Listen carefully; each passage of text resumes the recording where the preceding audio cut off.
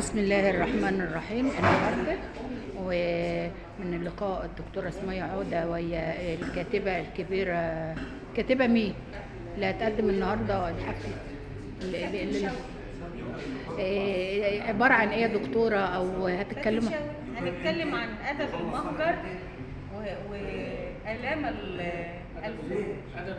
أدب المنفى ووجع الفراق. أيوه، أدب المنفى ووجع الفراق. طب هي اختارت عنوان حلو فعلا، ان ادب المنفى الواحد وهو منفي بيبقى يقدر يطلع اللي جواه ويقول اكتر. هو في أدب المنفى يعني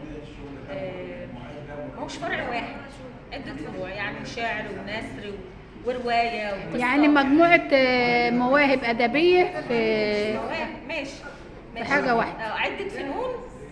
ده غالبا كان منتشر أيام الاحتلال الإنجليزي.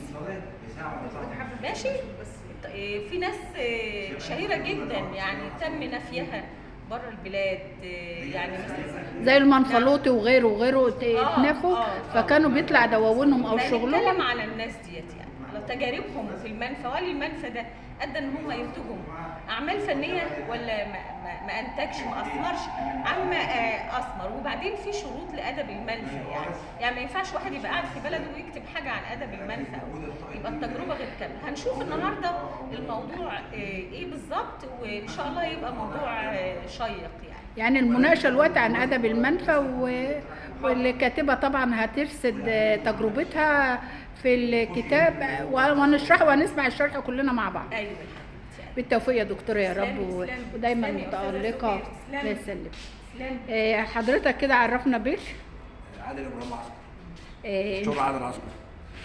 تمام. تقول ايه النهارده وانتوا كده لسه شويه والادباء والشعراء هيجوا، وكل واحد فيكم بيبقى دي اللمسه اللي بيجي يشوف فيها التاني ويقدم موهبته. من جهه الموضوع ولا كلمه عامه؟ الموضوع اللي هتكلم فيه ولا هحكيه ولا كلمه